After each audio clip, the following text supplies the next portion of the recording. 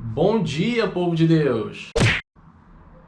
Hoje eu vim falar de um assunto que eu pensei em fazer esse vídeo há uns 3 dias atrás, mas eu não fiz por preguiça, então eu acho que eu estou sendo cobrado pelo meu anjo da guarda, que é o dono do canal, a fazer este vídeo. Esse é um tema que estava martelando na minha cabeça e eu gostaria de compartilhar como uma reflexão para todo mundo. Não é para ter pânico, não é para ter medo, não sou um profeta do apocalipse, nem nada do gênero. Eu só gostaria de fazer uma reflexão para que a gente pense no que está acontecendo. Para quem acompanha os vídeos aqui já percebeu que eu não estou usando minhas mãos para segurar a câmera. Olha que legal, agora eu tenho um suporte para ela.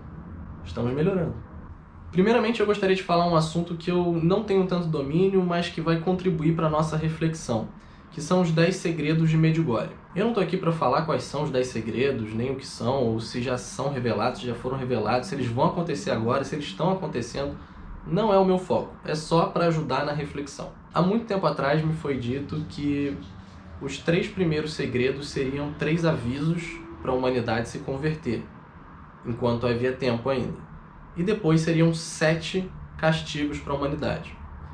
E novamente, eu não estou falando que isso está acontecendo agora, tá? É só uma reflexão. Só que uma coisa me deixava muito intrigado, porque eu escutava isso quando eu era muito mais jovem também, não tinha noção de absolutamente nada. Mas dizia-se que o primeiro aviso ajudaria a humanidade a se converter, o segundo aviso também, e o terceiro aviso, se eu não me engano, tá? Eu posso estar falando besteira, mas tem algo como: a partir dele já seria muito tarde para as pessoas se converterem. E eu ficava pensando, como assim muito tarde? Você ainda vai ter um tempo para entrar mais 7 castigos, vai ter tempo para se converter. Só que eu não sabia exatamente o que significava se converter. Para mim, se converter era a ideia meio protestante, onde você pensa: agora eu reconheço Jesus, eu te amo Jesus, me perdoe Jesus pelos meus pecados. Pronto, estou salvo. Mas não é bem assim. Conversão é uma coisa que dura a vida inteira. Você vai cada dia mais se aprofundando na palavra de Deus, aprendendo, crescendo, trabalhando as virtudes, evoluindo nos seus hábitos, nos seus gestos, na forma de se expressar, na forma de ajudar, e você vai crescendo cada vez mais, e isso é um processo de conversão, até que você chegue à santidade. Enquanto você não é santo, você está se convertendo. E é aí que entra isso que eu não tinha entendido. A partir do terceiro segredo, supostamente, que eu não tenho certeza dessa afirmação, já seria muito tarde para você começar o processo de conversão. Por quê? Porque envolve fazer uma primeira comunhão, ser batizado, fazer uma crisma, frequentar os sacramentos, receber ensinamentos, do sacerdote, da igreja, dos canais do YouTube, que sejam. É um processo que não é do dia para a noite, não é em um mês que você começa a poder falar assim: eu sou católico. Não é bem assim, é muito mais complexo que isso. E aí eu comecei a entender a falta de tempo a partir do terceiro segredo. Porque a gente tem que buscar ao Senhor. Mas e se o Senhor não estiver lá para nos receber? E é aí que vem essa passagem que está martelando a minha cabeça há alguns dias com esse negócio do coronavírus. Que inclusive é o título desse vídeo. Mas deixa eu pegar onde é que está a passagem na Bíblia para eu ler ela, para depois a gente analisar rapidamente em cima. Nós estamos em Isaías 55, E o título do capítulo é Convite Final. E começa assim: todos que tendes sede, vinde a água. Vós, os que não tendes dinheiro, vinde, comprai e comei, comprai sem dinheiro, e sem pagar vinho e leite. Por que gastais dinheiro com aquilo que não é pão, e o produto do vosso trabalho com aquilo que não pode satisfazer? Ouvi-me com toda atenção e comei o que é bom. Deleitar-vos-ei com manjares revigorantes. Escutai-me e vinde a mim. Ouvi-me e vivereis. Farei convosco uma aliança eterna, assegurando-vos as graças prometidas a Davi. E aí eu vou pular um pouco, você que está acompanhando comigo na escritura, eu vou pular uns trechos que eu vou agora para o título do vídeo, que é o principal. Versículo 6. Procurai Yahvé, que no caso é Deus, eu vou trocar por Deus para ficar mais fácil. Procurai Deus enquanto ele se deixe encontrar. Invocai-o enquanto está perto. Bom, eu gostaria de, antes de avançar, vou ressaltar novamente algumas coisas que eu li aqui. Ouvi-me com toda atenção e comei o que é bom. Deleitar-vos-ei com manjares revigorantes. Escutai-me, vinde a mim, ouvi-me e vivereis. Farei convosco uma aliança eterna, assegurando-vos as graças prometidas a Davi. Eu estou chamando isso de uma reflexão porque Eu não tenho autorização para interpretar a escritura, nem algo do gênero, nem é o meu entendimento. Eu sigo sempre com a Igreja Católica. Mas eu gostaria de destacar algumas coisas aqui que puxam a gente para o momento atual que a gente está vivendo. O que seriam esses manjares revigorantes que está descrito na palavra? O que seria escutai-me e vinde a mim? O que seria ir ao Senhor? Muita gente pode falar, eu me tranco no meu quarto, eu rezo, eu vou ao Senhor. Mas você está conversando com o Senhor, está rezando, orando, como você preferir chamar, mas você não está indo até o Senhor em carne e osso, em corpo e sangue. E agora vamos à nossa reflexão de fato. Bom, com esse negócio do coronavírus, novamente, não é para alarmar ninguém, eu não estou falando coisas que vai acabar o mundo, nem nada do gênero, por favor. É uma reflexão, eu já falei isso 500 vezes, eu vou falar de novo. Com esse negócio do coronavírus, as pessoas estão ficando em quarentena e muitas coisas estão fechando, loja, trabalho, tudo está fechando, as pessoas estão ficando em casa, pelo menos nos países da Europa já está muito assim, no Brasil vai começar a acontecer. O que me preocupou? Na Itália, por exemplo, não sei qual foi o bispo, ele emitiu uma ordem que todas as igrejas fossem fechadas. Eu não estou criticando a atitude dele, eu acho que é até muito correto para evitar a contaminação. E claro, ele é um bispo, ele é autoridade, eu não tenho nem como pensar em querer criticá-lo, porque eu não tenho esse direito. E ele é autoridade, eu obedeço o que ele diz. Não ele especificamente, porque ele é da Itália, eu sou do Brasil, eu respeito e obedeço as ordens do bispo daqui, especificamente do Rio de Janeiro, que é o Dom Arani.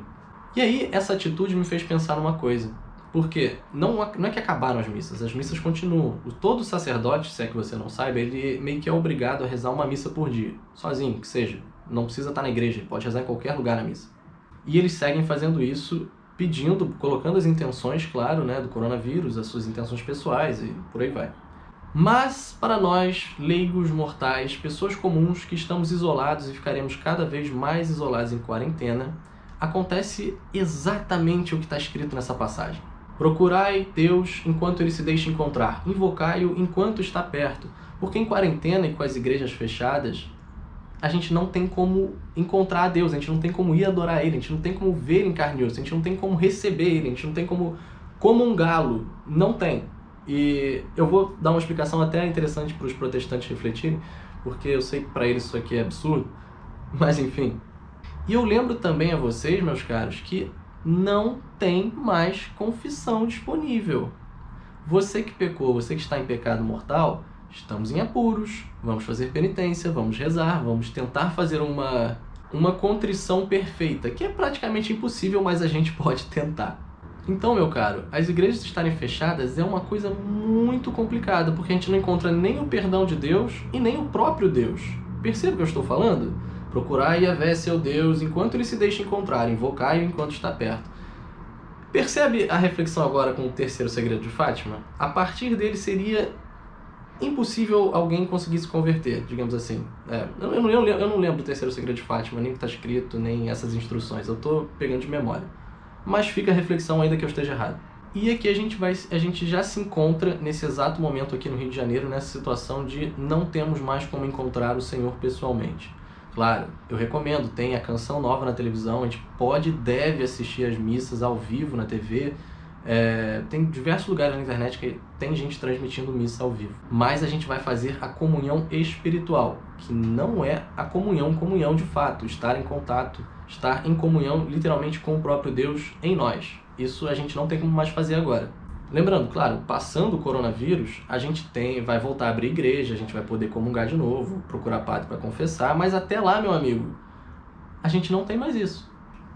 E aqui na passagem, lembra que eu falei do manjar revigorante, que seria a Eucaristia, o pão da vida, o pão que dá a vida. Não tem nada mais revigorante do que o próprio Jesus feito pão recebido por nós. Escutai-me e vinde a mim, escutai-me. O sacerdote, quando prega a homilia, ele está em persona Christi, é Cristo falando pelo sacerdote. Quando ele faz a oração eucarística, quando ele consagra o pão e o vinho, são as palavras de Jesus no sacerdote. É o próprio Jesus falando pelo sacerdote. Ele não está possuído. Não vem com esses papos malucos para cima de mim que aqui não cola. Esse vinde a mim é vinde à minha igreja, vinde à minha casa. Onde está Jesus? Em toda a igreja católica do planeta Terra tem um sacrário. Se a luzinha tem uma luzinha vermelha que fica do lado. Se ela estiver acesa, é porque tem hóstia consagrada dentro do sacrário. Ou seja, Jesus está ali em carne. Ele está ali, Deus está ali. O mesmo que morreu na cruz, o mesmo que andou na terra, está ali. Até a luz vermelha no sacrário, ele está ali. Por isso que quando passamos por uma igreja, a gente faz uma vênia, a gente faz um sinal da cruz, a gente sauda Jesus porque ele está ali. Reflexão essa feita, eu espero que você continue a fazer reflexão. A partir de agora eu vou deixar só um pequeno esclarecimento aos protestantes. E olha, eu não vou aprofundar essa questão porque elas são milênios de aprofundamento. Eu só vou deixar uma breve e pequena explicação que ajuda a gente a entender melhor a questão da Eucaristia. Catequese básica de comunhão. Primeiramente, como era adorado Deus no Antigo Testamento? No Antigo Testamento cortava-se um bezerro, matava-se um bezerro, oferecia no altar para Deus e era assim que Deus era adorado. Depois, com a vinda de Jesus, ele é o Cordeiro Santo de Deus. Ele veio firmar a nova aliança, ele veio trazer o Antigo Testamento à sua plenitude. Como é que ele faz isso? Ele se dá em sacrifício, ele é o sacrifício perfeito. Então, a partir de Jesus, a gente não mais sacrifica animais para adorar a Deus. Por quê? Jesus já veio e se sacrificou por nós, ele é o Cordeiro imolado de Deus. O sangue derramado na cruz de Jesus nos redimiu e nos salvou. E agora vem a parte interessante. Lembra lá em João capítulo 6, versículo 53. Jesus diz assim: Então Jesus lhes respondeu: em verdade eu vos digo, se não comerdes a carne do Filho do Homem e não beberdes o seu sangue, não tereis a vida entre vós. Quem come da minha carne e bebe do meu sangue tem a vida eterna, e eu o ressuscitarei no último dia. Pois a minha carne é verdadeiramente comida e o meu sangue é verdadeiramente bebida. Quem come minha carne e bebe meu sangue permanece em mim e eu nele. Isso é a comunhão, meu caro. E aí, isso em João ninguém entende, dá uma confusão do caramba, porque ainda era muito cedo, João 6, na vida de Jesus, e as pessoas resolveram deixar pra lá, digamos assim. Muita gente parou de seguir Jesus, inclusive, mas os apóstolos permaneceram, porque acharam que era meio papo de louco. Como tudo no cristianismo é papo de louco para as pessoas mundanas. E agora eu vou pular para a última ceia, antes da paixão do nosso Senhor. A gente precisa, como Jesus disse, para ter a vida eterna, para ser ressuscitado, para ser salvo, para estar Ele em nós e nós nele, precisamos comer e beber o sangue dele. Mas como é que a gente faz isso se ele já foi para o céu? Na última ceia, meus garotos, ele ensina os sacerdotes um milagre da transubstanciação. E é nesse momento maravilhoso onde ele dá o poder, ele ordena os apóstolos a fazerem o que ele fez. Perceba agora, eu vou ler aqui diretamente do Missal Romano, que é o livro que é utilizado nas missas. Aqui é a parte onde é consagrado. Pega-se, tem coisa antes e tem coisa depois. Eu vou ler o que eu quero ler só, tá? Mas aqui é o momento onde o sacerdote vai consagrar o pão em corpo verdadeiro de Jesus e o vinho em sangue verdadeiro de Jesus.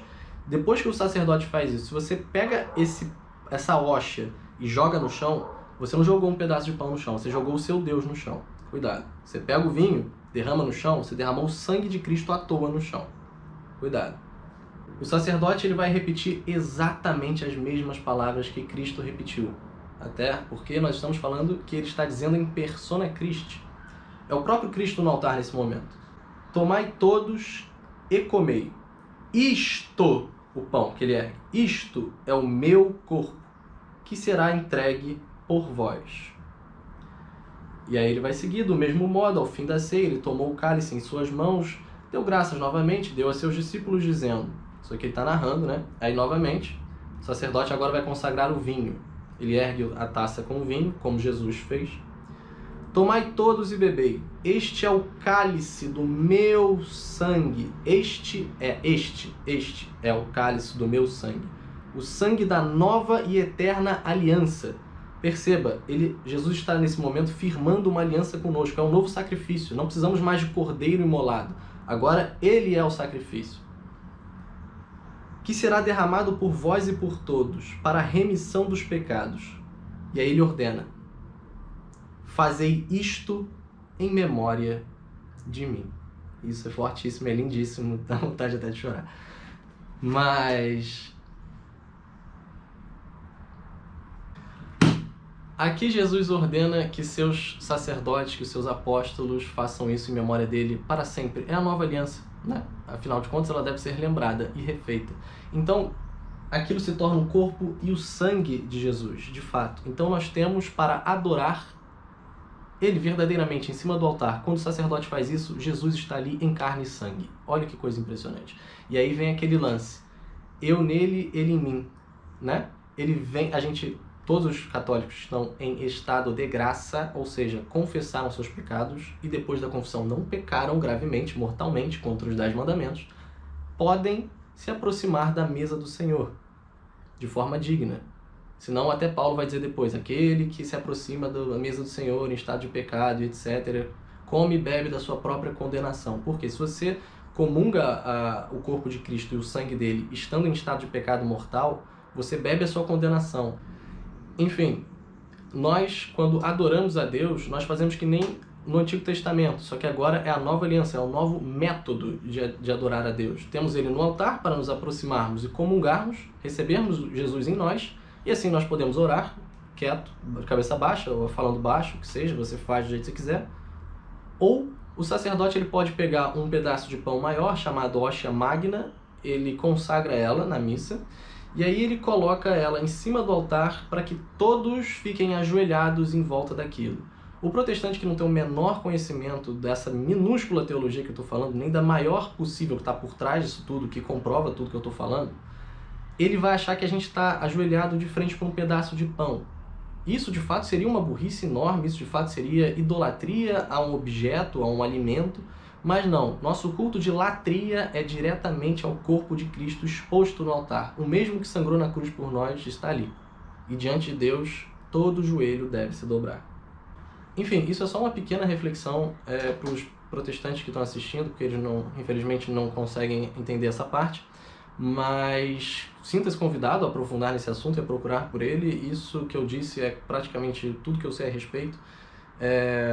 Eu não preciso pesquisar muito a fundo para comprovar isso, porque eu tenho fé e plena convicção de que o estudo ininterrupto de 2000 anos da Igreja Católica por seres humanos competentes, aprovados, digamos assim, com autoridade para estudar a Sagrada Escritura dada pelo próprio Deus, pessoas que não são somente humanos como nós, mas são doutores da Igreja, são seres que, assim, você se sente, se você fosse, sei lá, pega o ser humano mais inteligente que nós temos como referência científica, um Einstein, não sei, coloca ele perto de um doutor da Igreja, ele é nada, ele não é nada. Os doutores da Igreja, além de super cérebros, eles também têm a parte da fé, têm a luz da fé sobre eles têm a graça de serem inteligentes também.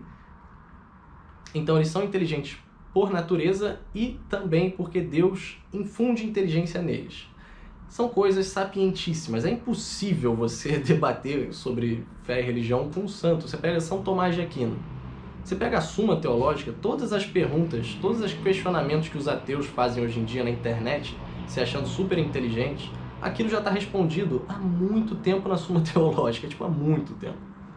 Enfim, não é só São Tomás que nós temos, São Tomás é tipo o ápice da inteligência que um santo conseguiu chegar, mas temos outros milhares de santos que são, fora muito inteligentes, é impossível você discordar do que eles pregam, porque é a verdade e a verdade é uma, ela não é relativa, não adianta espernear. Enfim, paz e bem, espero ter aproveitado a reflexão e essa pequena catequese sobre o corpo de Cristo, e nós, os católicos, somente adoramos o corpo de Cristo. Não adoramos santos, não adoramos a Virgem Maria. Recomendo que se procure sobre dulia, hiperdulia e latria, que aí você vai entender melhor um pouco do que nós fazemos na igreja, e antes de sair criticando e apontando o dedo, falando que nós somos idólatras, vale a pena pesquisar sobre o tema, porque senão você vai sair afirmando coisa que não é. E é o que acontece.